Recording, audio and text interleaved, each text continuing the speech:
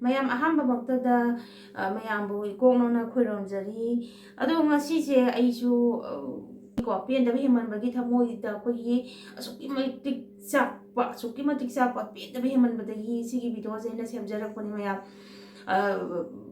mayam su sum tabiri duni ko mayam su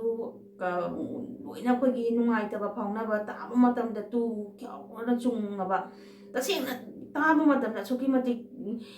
nungai je thamoi asuki matik pu bi ha de ko pikra ba khu tha nipan khatang hari ba angang do ko gi mama gi matha de gi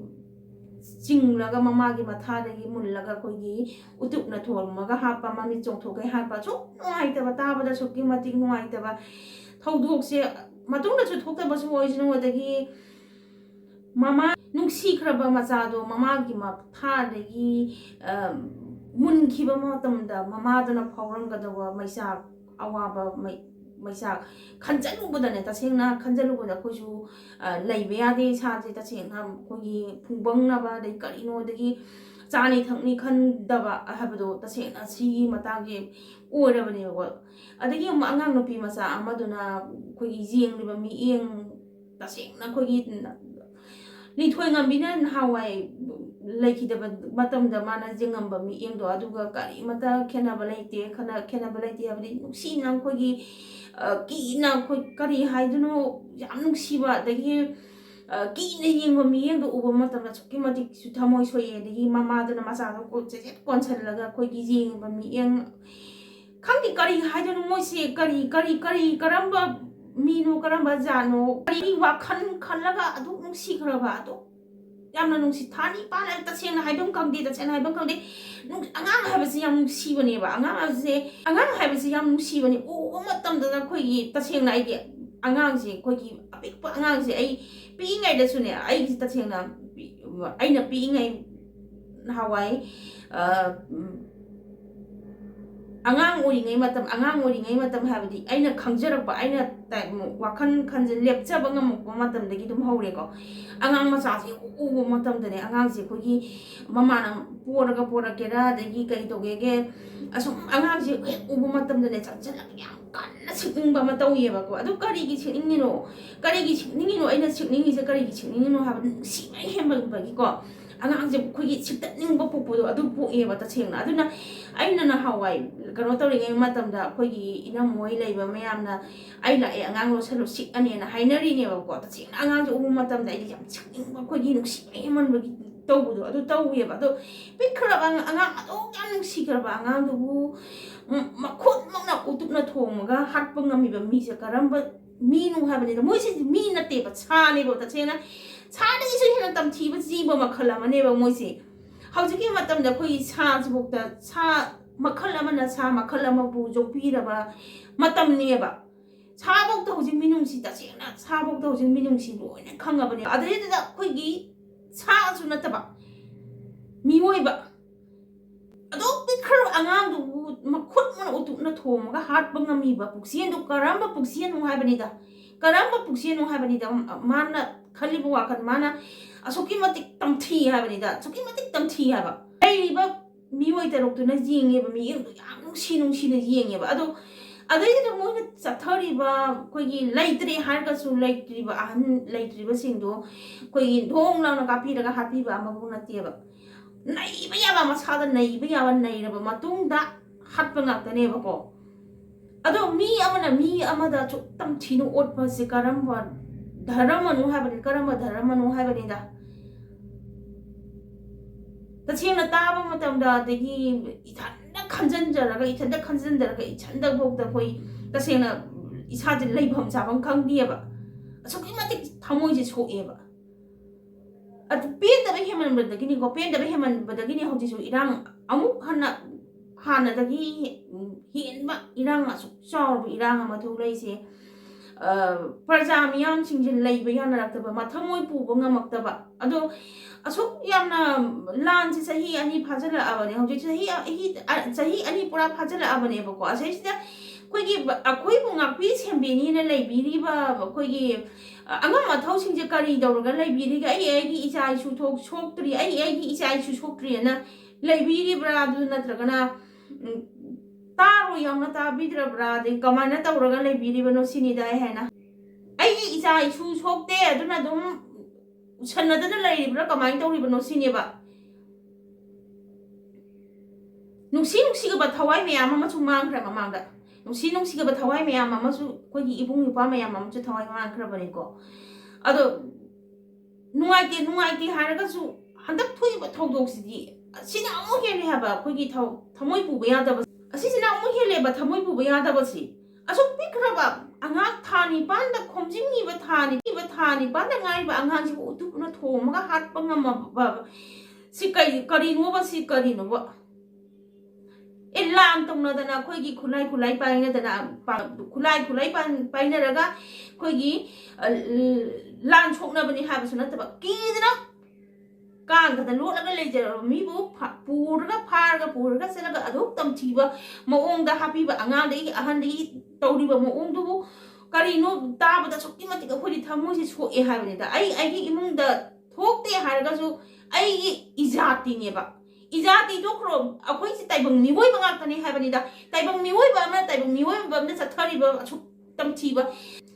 तमथिबा साजचे मी अमदा असुक तमथिबा साजचे कमाइना ताबदा कनागी थमोइनबु कनानाबु तुमिना लेबा ngamgani कनानाबु थमोइ चाओइदबा मिसे कनानो हाबनिदा तसेंगना थमोइसे अमत्त पुना परजा मियाम सिंजाउदी थमोइसे अमु पुबोइ ngamnadarabaneबको अदुना थमोइसे पुबोइ ngamक्तबा ngakta ओइबनिना होजि खोइगी ngangoइ अदगी सिना करमना फबनो सिना करमना फतबनो हाबदु लोइना होजि काउनरबा मतमने तसेंगना दो साउनिंगबा हेमलबनिना खोइगी ngangoइदबा वाहाइसु सुम ngamथोरके तौवेबको तसेंगना पेनदबा हेमलबनिना खोइगी हाइरुदबा वा ngangoइदबा वासु nganगे तौरे अदो जिंबिबा मयामनसु खोइगी वहाई वाता हेंजन खिबा यारगसु ngabiu मयाम अदो तसेंगना पेनदबदि सुक्ति मति पेनरेको आइगी इसा नते आइगी इबुंग इपा नते आइगी इसे इसा नते हनौजिकी मतमसे तुबिना लाइथोप याद्रबा मतमने तसेंगना खोइगी सुक्ति मति थमोइ सोये सुक्ति मति नुंगाइतबा बदु ओरेको तारिबा पाउसिना तौरिबा थौदोक्सिना अदगी खोइगी सिगी वासे याम पनिंगे हाबदि खोइगी अखोइबो ngapiनि सेनबिनि ना लाइबा सिंसिना हौतारोइ हना ताबिद्रबरा दगी आइगी इमुंगदा थोक्ते ना तुमिना लाइसलगा लाइरिब्रा आइगी इसा नते आइगी इशु नते हना तुमिना लाइरिब्रा नतगा खोइ तारा रोइ यामना तादगा लाइरिब्रा दुगा करम्बा फिबमदरा नोइना लाइबिरि से सिनिदा असोक यामना नोइगी परजाम यामना असोक यामना वारबा मतमसिदा खोइगी तुमिना सोम लाइसलगा लाइरिसे करिगिनो सिनिदा अदुना खोइगी मोइरो खोइगी अखोइबो ngapiनि सेनबिनि थोक्लेबा सिंसिगी वाचे सुंगांगानिंगे हाबदि तसेंना अंगमबनि मोइदि अंगमबनि अखोइना कैदौबो ngamkani खोइदि पेदि हाइबा खोला खोइगी तौबियु लोइसनबियु सिकतानि खोले लाउजरिसे लोइसनबियु खोइ वाबा याबा वारे दि जेंबा ngamaktरे लोइसनबियु इरागे लोइसनबियु सिकतानि खोइना हाइजरिसे अदो अतै अहेमबसु कसु पामजदे खोइदि इरांग लोइबिबा इरांग जे खामजनबिबा अखोइबो सेंबिनि साबिनि लापिनिबा अंगा माथौसिना खोइ इरांग जे खामबिबा सिकतानि खोइना हाइजरिसे अतै अहेमबा कसु खोइ हाइजदे पेनदबसिना मयामि हंजलाबनिना खोइ ngangoइदबा सओइदबा मयामसु आइदा नते लाइरिबा मयामसे ngangnarabनेबा nganगिसे करिगिनो पेनदबा हेमनबदगिनेबा सिदैजि पेनदबा हेमनबदgi खोइगी करिगुंबा वा nganगिबा मतमदसु खोइजे दुम करि हाइदनो अंगम अथौनिना खोइ अदुम खाबिगे पुंबिगे हाइदुनेबा अदुना खोइसु तसेंना खोइसु की वा सोंगांगिजनिंगे के पेनदि हाइबा थमोइदो खुतुम सुजबा नतना तसेंना खोइ वा ngangiंगे हाइरगा सु मतमसि यारक्तरेबदि थानि पाना ngaइबा अंगांग दुबु तुमना थारगा हातलगा अखोइ सुम तुमिना लाइगिगदरा हाइबनिदा तुमिना सुम खोइ तासनदना सुम लाइगिदोरिब्रा सिनिदा ngangbaki ना अदुम तुमिना सुम लाइदोरिब्रा अदगी nganingबदे कोथो अमनि कोन आइदना तेमी पुनमा कोथो करि दरकनि एना सि हारो करि दरकनि हाबसि धरगा कनामतना खोइगी थोइना ngang ngambado sakti ngam ngam sakti do pibi da yeba tasena mama na sumayam ko gi kainom ta rubo matam da dum phabi ba pubi ba tan na adu gi sakti do ko de pidra na phana pin da ba phana le ga su phongthuk ning gi right to ko de pidra ba ni na kara wa ta na phongthuk ngam ba kan kan ba gi da chena ki na bi adu ki ha ga su pin da ba se hemala ba ni na ko ta chena wa singang ning ga su chongning ba ni na pin da ba hemala ba ni na ko gi choi gi ba khot ba ga ga su ko gi mayam na sunga piu ko ta sena ko gi pin da ba hemala ko ta gi ko ta sena haijeri je o ba matam da ta ba matam da suki matik thamo si so e ko nungai te cha ni thang ai mung da thok te ha ba wa khat ni ko ta sena ko cha ni thang ni kham te cha saning ba pok te he khanjero ko da mama du na ma cha du che kon chalaga ko gi lay ba pibam do uba matam da adigi mo angang do mama gi matha da gi che aga pugi ba matam da mama do oiram ko da pibam do khalu ba matam da ta chena chak saning ba sing class ma ba bu thon de ba khoi asu imadi thamoi chu wai ba akoi su mi ne do mi amana awaba ma thola ba matam da mi oi ba ha ba do oiram na khoi mi oi ba do oiram na minung si phawi ba ai imung da thok ta ga su ai minung si phawi ha ba ni da asli ta sanna roi usinna roi yana leidiba koigi agam athau singje kari ngo kari hiding de jamna hiding de habde ngawa chinga ni choira kani haba pen da hela bane na choira kari ba de mo khaitan koigi iran se kansale khatan iran he kansala ga koigi internet thingbagi niti ni mom si dum hana da gi na ga lai hoji su dum thingjali internet thinga koigi iran ju loi dra sirinda hoji ki matam si da koigi internet thaba puna mak oina mak internet na tawri nga tani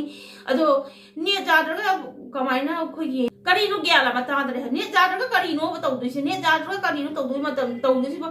angang lari tambo igira di thabak subo igira jaha aina haidra su mayam puna mona khangna ba ma tani internet na hoji se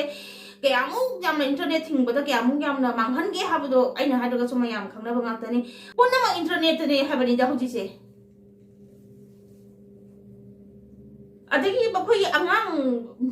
phone gi internet ki kana ba mayam lai kana da ba mayam lai akana ba rom sijana di loi kana re kana da ba rom sijana raga di adum isa magjare ado kana ba rom sijana ri ba mioi kya gi kya mu yam na khoi gi mangjage habadu kya mu yam mangjage habadu yengo habani da haibu hairadi khoi gi angang khoi masagi tambu tamninga di lari pu tambu tamninga di masana phau haiba angang ni dum internet ta hojing matam da phone do igra ja igra mama da khoi na hoi pi matam da khoi gi khangda ba matam da ibung da di ise da kari hai na hangna da na ko sin da ka le matam da hojing kan gi angang se tamning ba hing ba angang di phone da dum pha ga kanan da hangda bi da phone da dum pha ga jinga ba matam ne ba jinga ga masai matam na haijara ba matam ne ba mama adagi amana ta pa gi mathau chukta ta da ba matam ne ba angang khoi achau bo to internet de koi thaba ma ta ko pikra ba ngang si internet ne ba hoji mon la ri tammi ba matam se adagi sigi haina bi le gra ba ngang se sigi haina bi le gra ba de la ri se hoji matam da khang da ba ya ha ga so hoji ji la phone da har ga mai ma na khang da ba do har ga dum sas ta ga dum la ri se ba tan da na ta gan phone ni sas ta ga dum ma sa na phone da thama ga ta ja ga le ba ngang so kong ga ya ma ne ba ko ado ahandi phai angang de du haina bi lai khaba angang do internet thinga ga tham ga di mana mo hai internet hang po matam da angang se yam tholi ba angang ne duna tholi ba angang se ahandi di hoi adum hang ga mung jing bin phun ba dum to ba ya du bi khaba angang di ado gi haina bi do mang ga di kayam na soija kayam yam na mangja ba noi gi mo hai ba di da yam ta de hojing matam se hojiki matam se khoi gi angam ba se yam ngam ba ne angam ba se yang ngam ba ni ton ba se asuki matik ton ba ni ta chena mayam asuki matik thamoi pen de ko do na ta chena pen da be heman ba da gi pen da be khola wai chunga si khara de khata hai ki ba da soi ki ba lang ki ba ka ya ya ga chu mayam na pi u ma si di maya bye bye